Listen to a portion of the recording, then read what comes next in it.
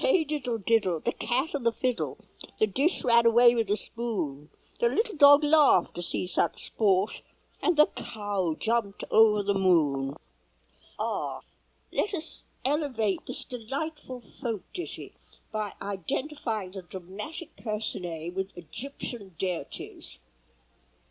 Bash, the cat goddess, is famous for her son's midnight howling, which connoisseurs call singing. Bash is musical. Her purring is an adagio to our peace of mind. Anubis, the jackal god, where does he come in? He obviously has a sense of humour.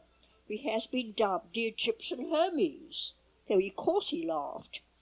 But the last line is the most famous because it is the most surreal. How could a square, clumsy creature like a cow dream of jumping, let alone jumping over the moon? We need to bear in mind that the cow goddess Hathor of love, joy, and beauty sometimes appears with a cow's head, and her insignia is the moon, her cow's horn supporting the sun, and she dances. Pondering on affinities between Gales, descended from the Egyptian Princess Scota, and her son Galeglass, I did discover one feature in common. The Gaelic folk live in pastoral harmony with the she, nature spirits, and animals. The Greeks and Romans would not accept animal deities. Look at their slaughters and their horrible games. That's the Romans, not the Greeks. But they were very keen on being human because of their intellect. These, however, appear natural, even beneficial to both the Gaels and the Egyptians, and above all we have found the Buddhists have this affinity, this compassion for all life, all animals, and don't divide us up into castes or classes or humans being the crown of creation, lord of nature, and all that nonsense. I put this affinity between all nature, animals and birds and people, compassion, down to the psychic senses. Over-intellectual education, like the Greeks, left side of the human brain activity, leads to a separation of the intellect and the psyche.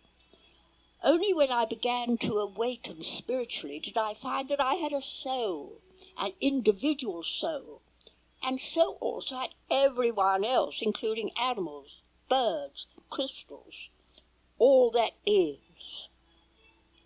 We all emerge from Divine Mother. However the establishment regarded as possible, even religiously acceptable, to see angels, spirit guides, and respectable relatives from the next world, but not to converse with the lower creation. A famous medium staying with us and reported it. She had a curious reception she received on returning to her London circle. She was applauded for having a night-time conversation with Bishop Leslie in the four-poster bedroom. You know, he was the 18th century, but laughed at when she said the castle had a pleasant population of tiny leprechauns. 3 sat on her bed end, 3 on her mantelpiece, and 3 later joined us for morning coffee in the conservatory. Leprechauns, no. Bishops, yes. When you achieve Faery Clairvoyance, this includes animals and birds, and in this dimension they can talk. My sister-in-law, Pamela, came into my bedroom early one morning, went over to the window, drew the curtains, and said she'd just received a visit from an owl. Came right through to her window. I said laughingly, "Oh, I suppose he had a message." "Indeed?" "Oh, yes," she replied. "He told me what's going to happen today." This was private information. It happened. Once in bed in London, I had a vision dream. Honey Howler, our ginger cat, came right up to me and put his arms round my neck. He always did this when I returned to Ireland, just once. Never again, just when I came. He looked larger. Then he spoke. He said, "I always liked you." He jumped off my lap and ran away. Later I received a letter from Pamela informing me that Honey Howler had died. He died on the same day that he had come to me, right from Ireland to England. I have not had any experience so far one of the kind of brigade, but I did have a remarkable encounter with a very large bull.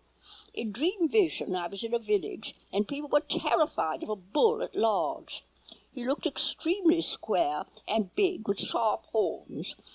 I took 2 people to safety in a cottage. One was an old white-haired man. I told him we were safe in a room, but to be sure we needed to sit with our back against a wall. He would not charge. A wall was his horns, you see. To our alarm, the bull darkened the doorway. There he was, and came in. He came right up to me and gave me a huge, wet, friendly lick with his long red tongue. Was this Olympian Zeus in his favoured bull form to Europa? A friend of mine, who wrote under the name of Melita Denning, told me of a lovely experience she had enjoyed while camping by a river. Going to bed, she looked back at the river bank and saw a tiny little horse cropping grass, minute. He was white, but had a mane like bright red wool. She couldn't see the ears. He had a tail of fluffy red fuzz. He was a typical Gaelic fairy horse. This was in Ireland. When I saw a shining gold little boy with fluffy red hair and wings, I was fully conscious, up and dressed in our hall of the castle. His hair was like the uncarded red wool of the fairy horse. His body was made of golden crystallized light. It was not fluffy light, but strongly made with golden muscles. His red wings were of the same substance as his body. But what I really liked, and shall never forget, was his smile. He had a wide, glorious smile, showing all his white teeth, rosy lips parted, that reminded me of an Indian boy called Sabu that I'd seen in a long-ago film. One thing I like about Roman Catholics is that they have no problem in identifying heavenly visitants. I thought I'd seen Eros in his cherubic form, but a friend told me I'd seen a seraph. They were of love. During these hard times, and they're only relatively hard for we Westerners, it helps to become aware of multidimensional reality of eternal good and all around us. Some simply call this heaven. But it has dragons in it. I always thought that Kuan Yin just went around being compassionate all the time. It wouldn't be much help if things went wrong.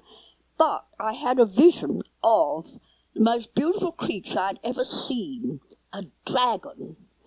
And I couldn't make out its colour. It was a far more beautiful colour than I'd ever seen. Later I found this was jade, but this dragon could get rid of evil. What this dragon did was, it dispersed what was bad, but kept what was good, because I saw a tiny little bit of white petal floating in the air. That was all that was left of something rather unpleasant, sort of turgid non-stuff. I say non-stuff because everything good is forever, and I obviously adore dragons.